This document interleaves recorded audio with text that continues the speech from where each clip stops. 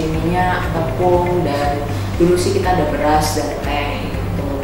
Nah untuk ini lebih ke pangan sih Pak betulnya. Jadi kalau yang lainnya saya nggak begitu masuk gitu sih.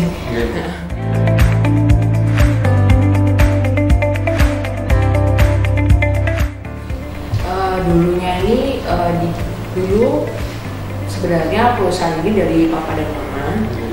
Sebenarnya sebelum usaha ini kan namanya CV Resvilla. Sebelumnya Papa dan Mama itu buka namanya CV Kristal.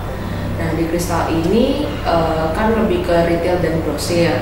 Nah setelah retail dan grosir kok merasa ibu saya mau buka distributor. Akhirnya dibukalah distributor kayaknya di tahun 2005 atau 2006 gitu.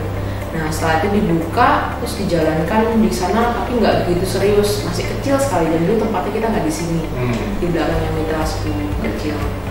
Karena kan mengurus dua tempat berbeda, jadi otomatis dulu sebenarnya distributornya ini tidak terlalu terurus.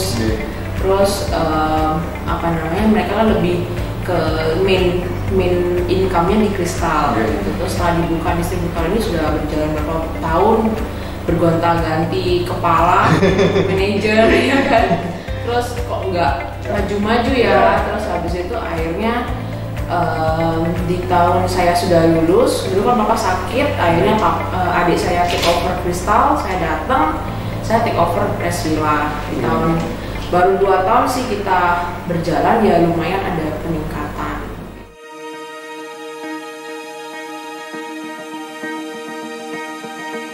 Jujur saya kan sudah sekolah mungkin sampai kuliah ya, terus jurusan ekonomi sih Pak.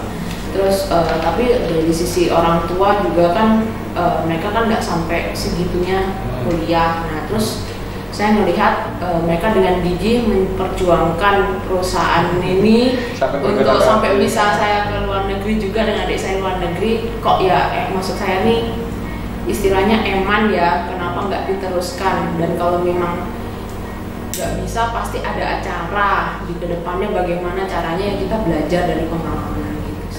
Wave Beats Music. Jadi ceritanya dulu tuh kan kita manual Pak. Manual. Jadi bener-bener orang beli ditulis, terus habis itu kirim kemana ditulis, rate berapa ditulis. Nah sekarang kok ngerasa kalau pakai itu kan banyak kecolongan. Terus habis itu juga kita juga dari sisi keuangan kita nggak tahu sama sekali laba dan ruginya berapa gitu kan. Jadi di tahun baru saya mulai di tahun lalu sebenarnya itu pengembangan dalam sisi sistem karena dulu juga kalau tidak pakai sistem satu orang bisa 2 fungsi ya, tiga fungsi ya zaman dahulu kan. Nah kalau sekarang karena dari sistem jadi kita lebih kayak satu orang kayak jadi kerjaannya di sini di situ lebih fokus ya kayak bilang daripada yang tahun lalu. Jadi lebih rapi ya. Bisa dibayangkan admin, saya cuma punya 2 admin, itu udah ngurus keuangan, penjualan, pembelian, pengiriman.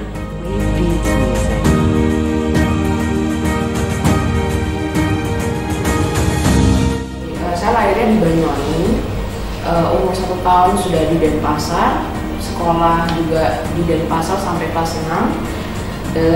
Terus habis itu saya pindah ke Singapura untuk belajar sampai university.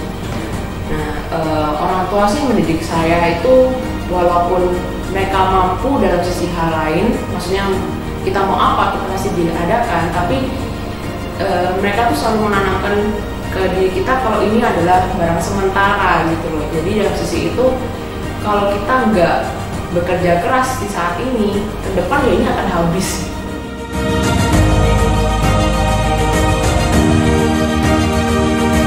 Dua-duanya deket sih Pak, mungkin ya kalau cewek lebih ke mama ya. Ya biasalah kan orang tua lebih, apalagi kita kan perempuan, lebih ayo harus kerja, harus lebih rajin lagi, harus ya kalau bisa kan perempuan tuh harus bisa semua gitu, tidak istilah domplang, bukan bersender sama lelaki atau yang lain gitu. Kalau papa lebih tegas dia. Jadi kita misalnya salah itu kita pasti ada 3 kali kesempatan. Kalau sekali masih oke, sekarang kedua kali berarti ya masih dimaklumi salah ketiga kali berarti sudah parah gitu loh, jadi dia marah kalau di situ biasanya tegas.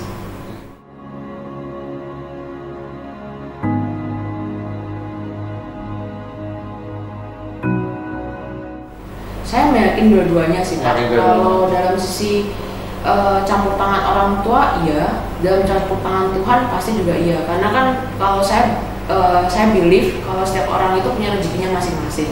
Dalam sisi orang tua pasti ada rezekinya di bidang mungkin ya bidang pangan. Dari situ orang tua mungkin memulai, jadi kita nggak perlu mulai duluan kan. Jadi dalam sisi saya sih menurut saya beruntungnya di situ.